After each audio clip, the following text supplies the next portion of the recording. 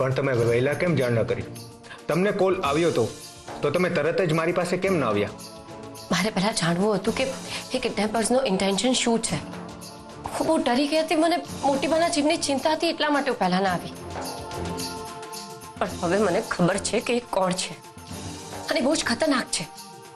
કે મારો દિયર જ થાય છે અને એની અમારા પરિવાર સાથે બહુ જૂની દુશ્મની છે.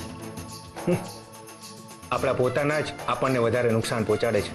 તમે મારા ફોન પર જે નંબરથી કોલ આવ્યો અને આ ફોનમાંથી જે નંબર ઉપર કોલ કરવામાં આવ્યો એને ટ્રેસ કરી શકશો ને? મને ખબર છે કે મોટીબા ત્યાં જ ક્યાંકથી મળશે. પણ આના માટે તમારે ફરિયાદ લખાવી પડશે. નૂડલ્સ નથી કે 2 મિનિટમાં તૈયાર થઈ જશે. આના માટે સિસ્ટમ અને પ્રોસેસને ફોલો કરવી પડશે. પણ પ્લીઝ પ્લીઝ તમે બને એટલું જલ્દી કરજો. મારા મોટીબાનો જીવ જોખમમાં છે. સારું, હું બને એટલું જલ્દી કરું છું અને પછી તમને કોલ કરીને બોલાવું છું. અત્યારે તમે જઈ શકો છો.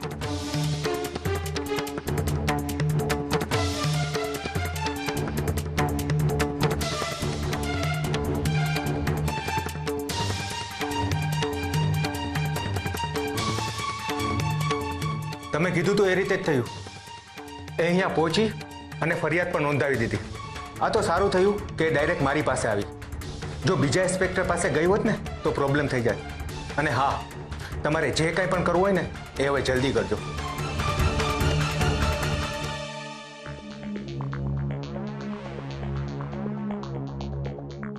આઈ હોપ કે એમને પ્રેઝન્ટેશન ગમે. બહુ મહેનત કરી છે આ પ્રોજેક્ટ પર. પહેલા જેટલું નુકસાન થઈ ચૂક્યું છે કે હવે ડીલ ક્લોઝ થશે ત્યારે જ બધું ઠીક થશે. પ્લીઝ ભગવાન હેલ્પ કરો. ચિરાગ, આઈડિયા બહુ સારો છે. Very good. તો તમને આ પ્રોજેક્ટ ગમ્યો?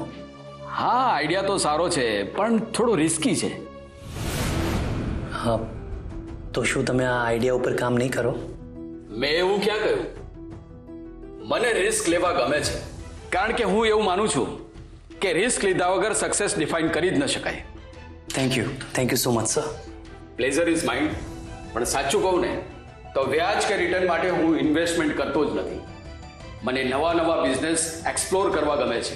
મને માત્ર પૈસા લગાડવામાં જ રસ નથી પણ સંબંધો બાંધવામાં પણ એટલો જ રસ છે. અને યુ કમ્પ્લીટલી ડિઝર્વ ઇટ. અને ગાયત્રીબેને કહ્યું એટલે મારે કન્સિડર તો કરવું જ પડે ને. બસ સર, તો પછી એવું જ સમજો કે આ તમારું ગમતું છે. અને હા, તમે આ પ્રોજેક્ટમાં મારી સાથે પાર્ટનરશિપ પણ કરી શકો છો. ગાયત્રી માસી કહેતા હતા કે તમે બહુ જ અંદરના સર્કલના છો, તો મને કોઈ જ વાંધો નથી. મને તમારા ઉપર પૂરેપૂરો વિશ્વાસ છે. આમાં તો વિશ્વાસ મારે રાખવાનો છે કારણ કે પૈસા હું લગાડી રહ્યો છું. જો બિઝનેસ ફેલ થયો તો પૈસા પાછા આપવાની તાકાત તો અત્યારે તારામાં છે જ નહીં.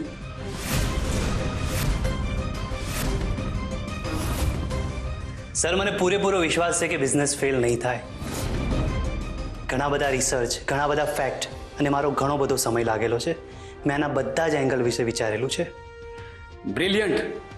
ગાયત્રીબેને તારા બહુ જ વખાણ કરેલા છે એટલે તારું પ્રેઝન્ટેશન જોવા માટે હું તૈયાર થયો છું અને તને અહીંયા બોલાવ્યો છે.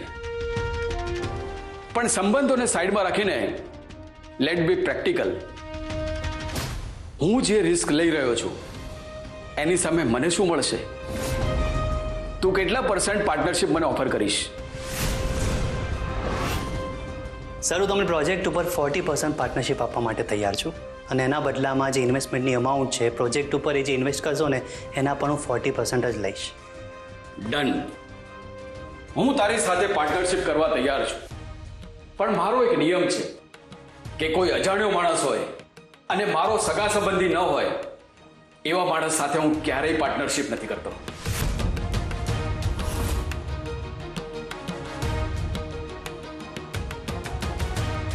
પણ એક પોસિબિલિટી છે. જો તું મારી સાથે સંબંધમાં બંધાઈ જાય તો હું પાર્ટનરશિપ કરવા તૈયાર છું.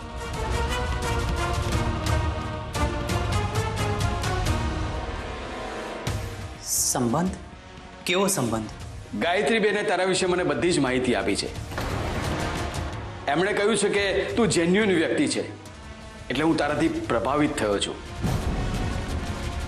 એટલે હું ઈચ્છું છું કે મારી દીકરીના લગ્ન તારી સાથે થાય. શું? હા. કેમ? તને કઈ વાંધો છે? પણ અંકલ, ચિરાગ, હું તને ગોળ ગોળ વાત નહીં કરું. તું જે સમજે તે. જો તું મારી દીકરી સાથે લગ્ન કરીશ તો જ હું તારા બિઝનેસમાં ઇન્વેસ્ટમેન્ટ કરીશ. પછી હું 40% નહીં પણ બધું જ રિસ્ક લેવા માટે તૈયાર છું.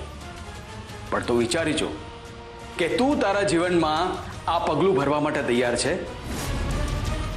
જો તું મારી દીકરી સાથે લગ્ન કરીશ તો તારું ઘર, તારો પરિવાર બધું જ સેટ થઈ જશે.